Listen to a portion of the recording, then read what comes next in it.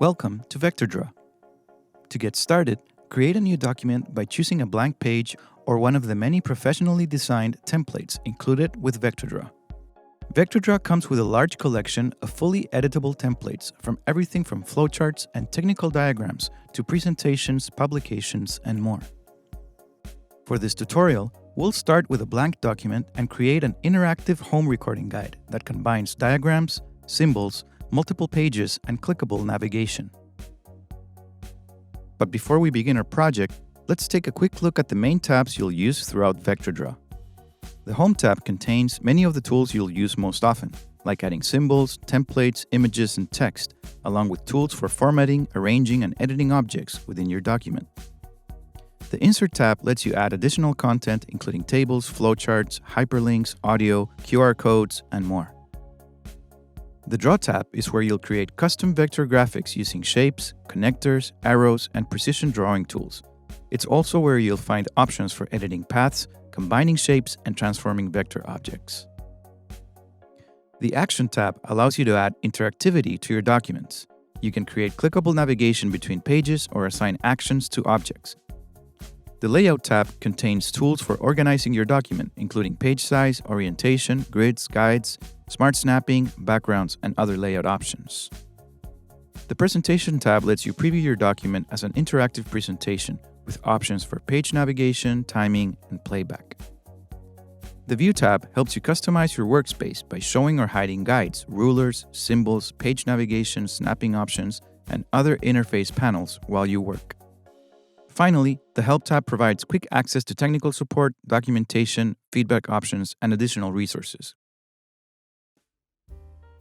Now let's get started with our home recording guide. I'll draw a rectangle and a circle using the Shape tools in the Draw tab. Next, I'll change the fill color to white and increase the outline weight. Because these are vector objects, you can freely resize, edit, and combine them without losing quality. Now I want to add a microphone symbol. I'll click Manage Symbols in the Symbols pane on the right side of the screen. I'll search for microphone, then enable the symbol library that contains the icon I want to use. Now I can simply drag and drop the microphone onto my banner, then continue customizing it by adding more symbols, shapes, and colors. Next, I'll head to the Insert tab and select Text to add a couple of text boxes. I'll adjust the fonts, sizes, and formatting until I'm happy with the overall design. And finally, I'll select all of the objects and click Group. Grouping elements together makes it much easier to resize, move, and edit the banner as a single object. Now let's add a background image to our guide. From the Layout tab, I'll select Background, then choose Image Fill to import a background image. To help the header stand out, I'll select the banner and add a shadow effect from the Home tab. Now let's build the recording diagram. After adding a shape, hover your mouse over it until pink arrows appear. Clicking one of these arrows automatically duplicates the shape and connects it to the previous object, making it quick and easy to build flowcharts and diagrams. You'll notice that I've added a second page to my guide. I did this using the Page Navigator on the left side of the screen. I'm using this new page as a workspace where I can import and edit images without affecting my main guide. After importing an image, you'll notice that a new Image tab appears on the ribbon. The Image tab provides tools for editing photos, including exposure, color, and detail adjustments, cropping, trimming, and more. For this example, I'll use the Pixel Remover tool to remove the background from this microphone image. Simply click over the areas you'd like to erase. I'll copy and paste the image back onto my main page. I'll repeat this process for each component of the recording setup. After placing all of the images, I'll finish the guide by adding more shapes, numbers, symbols, and descriptions. For precise alignment, simply click and drag from either ruler to create a guide. Guides help you accurately position and align objects throughout your document.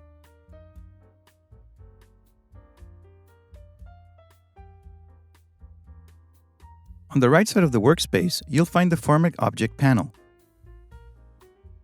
Here you can quickly edit the appearance of any selected object. Now let's make the guide interactive. First, I will right-click and hide my workspace page, and then duplicate my first page and erase most of its contents. I'll now create a few additional pages containing more detailed information about microphones and audio interfaces. When someone clicks on one of these symbols, they'll be taken directly to the corresponding image. To do this, select the symbol or image you want to link, open the Action tab, click Set Page Action, and choose the page you want to navigate to.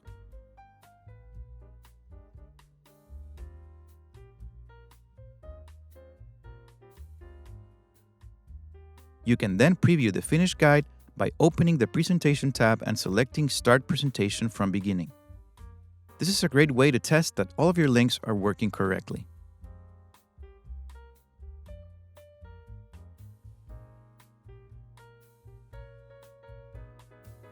To save your project, click the Save icon in the upper left corner of the screen or go to File, Save As.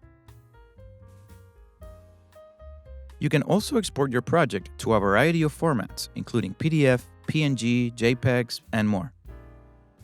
When exporting your project as a PDF, all interactive links are preserved, allowing you to easily distribute your guide to others. I hope this tutorial helped you get familiar with the basics of VectraDraw and inspire you to start creating your own documents. Don't forget to like this video and subscribe for more VectraDraw tutorials, tips, and ACDSee content.